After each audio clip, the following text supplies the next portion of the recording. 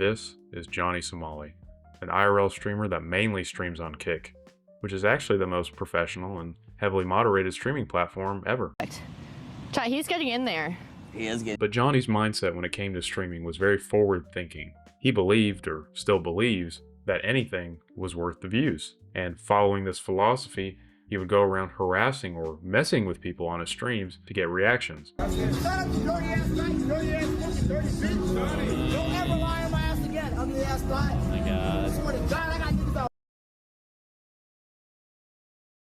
But honestly, to me, if a guy that looked like the mascot off an Apple Jacks box came up to me, he wouldn't need to do anything at all. Just his existence would probably get a reaction out of me. Everything. I don't give a fuck. High is rolling me. How you doing, my nigga? Oh, bruh. Johnny, real name Ramsey Khalid Ismail, came up with the ingenious idea to only stream in countries where so much as sneezing in public is considered rude. I think he did this because they would probably be less likely to do something about his streams. His first stop on the polite countries list was in Japan, and probably within like weeks of arriving, bro made himself completely irredeemable. I mean, he'd go on trains and harass people, saying stuff like Hiroshima and Nagasaki were good and they were gonna happen again. Hiroshima and Nagasaki, we destroy it. I swear to God. You do again, we're gonna do again. He did get confronted for this though by a very cool, very based American guy in Japan. However, unfortunately though, he would just keep doing what he was doing and continue to be a public nuisance. And staying on his villain arc, he would evolve from harassing people on trains to actually harassing other streamers, specifically a Japanese female streamer by the name of Meowka, and yelled at her until she cried. I mean, yeah, so this guy must be a badass. I mean, it takes a real man to yell at a random girl just because she's streaming on Twitch in his mere presence. But even after his IRL confrontation and catching a lot of flack online, his non-stop wicked behavior really didn't have an end in sight. It would eventually culminate in Johnny and his equally insane friend / cameraman trespassing into an active, and I repeat active, construction site and yelling at the construction workers, which of course would end up with them getting arrested naturally. However, unfortunately for the entire world and all its peoples, the Japanese government only gave Johnny equivalent to a $1,400 fine and let him walk free, basically with just a slap on the wrist. Which it actually made me curious when I read this. What do you have to do to get actual jail time in Japan? Do I straight have to pull a Shibuya incident to see the inside of a cell? I mean, what do you have to do? But of course I wouldn't be talking about Johnny anymore if the Japan arc was the end, and so the next stop was South Korea.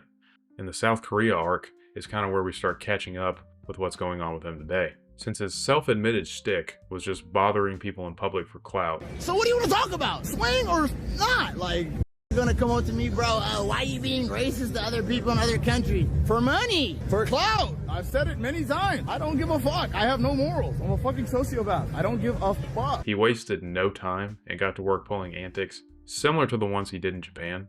I mean, if I try to go over everything he did while he was in South Korea, this video would be like 2 hours long, but just to keep it concise, I want to talk about the main events that have got the South Korean government dogging Johnny Somali, like prime Mike Tyson. But, you know, for example, man, I don't even know where to start. Maybe the time he went to a 7-Eleven, got extremely drunk, threw noodles around, and then harassed the elderly woman running the store. Sorry, I'm black. I'm not gonna drink nothing. I don't drink. Here, sure. No drink. No. Look here. 이거. I eat the ramen. 그리고 I go. Okay, sure. I'm gonna eat the ramen.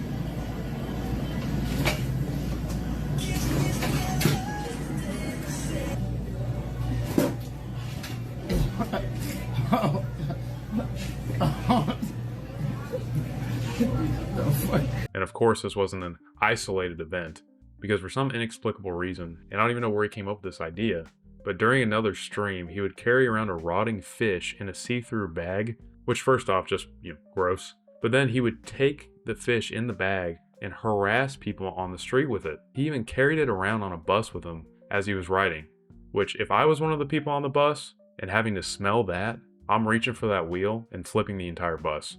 And to top everything he had done prior, he would truly assault the senses in a way never seen before by twerking, yes, twerking and blaring loud music, which if you couldn't guess, is also a big no-no in South Korea. Now, of course, like I mentioned, there's way more than this, but these three are extremely important because surprisingly to everyone, including Johnny himself, the South Korean government would actually criminally charge him for these three things. And of course, Johnny didn't really agree with the South Korean government, but to be honest, this dude basically committed biological and psychological warfare. Like, I'd rather be on the World War I front trenches, breathing in mustard gas, than getting this dude's rotten fish thrown in my face, or seeing this malnourished rage baiter, kick streamer, twerk in front of me while I'm trying to commute home. Pretty quickly, after the news of his charges dropped, the first day of the criminal trial would be scheduled, and it was supposed to commence on March 7th, 2025. And you would think this obviously very respectable young man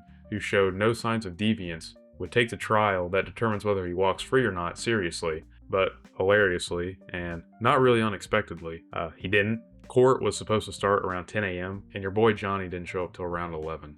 He said it was because of a stomachache, which is entirely possible, but I think it's much more likely because of the fact that he went live the night before at 3 a.m. and showed himself getting wasted and even throwing up on stream.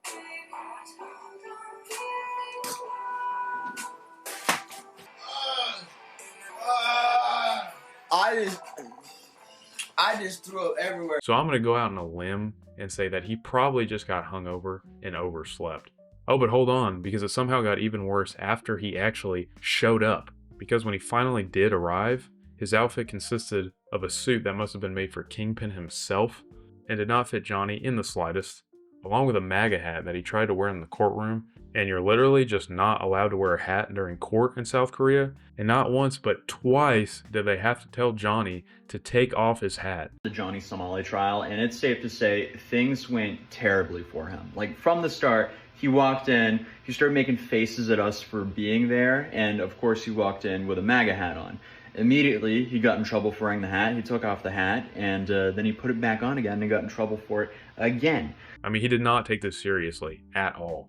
When the trial finally started, he would get 2 charges of minor crime acts for the fish and the twerking incident, which is honestly kind of just insane to say out loud, and 1 charge for obstruction of business for the 7-Eleven incident. He ended up pleading guilty to all 3 charges, which is, a shocker. It's not like they were on video or anything. But in a twist of the century that even M. Night Shyamalan couldn't write, Johnny Somali was actually charged with a 2nd count of obstruction of business that neither he nor his lawyer knew about until they were made aware of it during the trial, and probably his only sensible decision. Johnny would plead not guilty to the new charge to give them more time to prepare, and a trial going over the new charge will be taking place on April 9th, and it'll be very interesting to see how that plays out. But something much more fascinating than another obstruction charge, and also much more serious, was happening in the shadows. Because on one of Johnny's infamous drunk streams, he would mess up very, very badly and show some legal documents that the South Korean government had sent him. Even though Johnny only showed the documents for a short time, people were able to screenshot them and decipher them pretty quickly, and it was revealed that a 5th charge that hadn't publicly been announced yet was in the papers. It turned out that all the way back in November of 2024, Johnny had created, and I'm not kidding when I say this, a deep fake video of him and another kick streamer in Korea by the name Bongbong IRL kissing, and then showed said deep fake video to his stream. I mean, for his sake, I wish I was making this up, especially when just recently, and I'm talking like the last 8 months, South Korea made a law saying unconsensual deepfake videos could get you up to 7 years in prison and up to a 22,000 USD fine. But Johnny, for some reason, is still just acting like nothing is going on. Look, I did go there and recognize all the charges. I said I was guilty. I did say all this shit because I know it's just gonna be a fine. What the fuck? I'm just gonna pay and leave, bro. Like, you can't go to jail for this shit. You can't. Like, you literally cannot. I mean, I have to hand it to him for his resilience, but the dude could be staying for a very long time in South Korean prison, because the general consensus for most people is that his first 4 charges, including the one that will be discussed on April 9th, can net him anywhere from 3 to 5 years in prison. But if you couple that with his new unannounced charge, along with the fact that whenever the trial for this deepfake incident does happen, he'll already be a convicted criminal, he could be looking at a 10-year plus sentence time. And he did all this insane behavior, just to get some minor clout on Kick. I mean, seriously, what is wrong with this guy?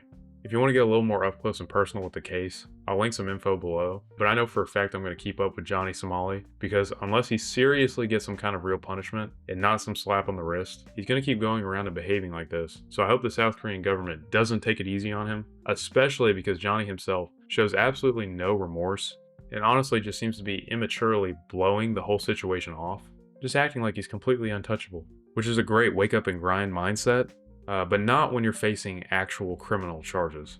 And even if Johnny Somali himself doesn't want to acknowledge it, his future completely rests in the hands of the South Korean government and his public defender who didn't even know all of his charges. So I really don't know how this is going to end up for him. If you did in fact enjoy the video or just want to see more stuff like this, hit the subscribe button and leave a like. But yeah, let me know what you think about old Johnny Somali down below in the comments, and hopefully when we meet next time, I'll still be unemployed. Okay, thank you.